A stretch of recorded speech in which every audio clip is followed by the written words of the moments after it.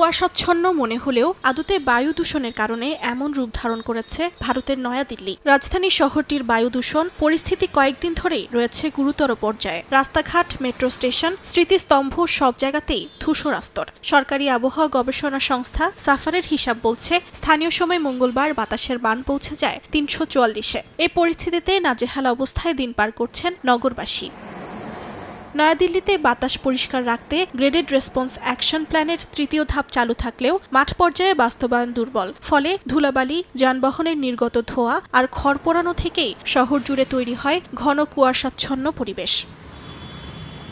বায়ুদূষণের কারণে সবচেয়ে বেশি ভুগছেন অস্বাস্থ্যকর পরিবেশে থাকা ঝুপড়িপট্টির মানুষেরা। তাঁবুর নিচে রান্না, খোলা আগুন আর দূষিত বাতাসে শিশুদের ঠান্ডা কাশিতে আক্রান্ত হওয়া যেন নিয়মিত ঘটনা। বাসিন্দাদের অভিযোগ, দূষণ এত বেশি যে তাদের সন্তানরা প্রায়ই গুরুতর অসুস্থ হয়ে পড়ছে। পাশাপাশি শ্বাসকষ্টে ভুগছে শিশুরা।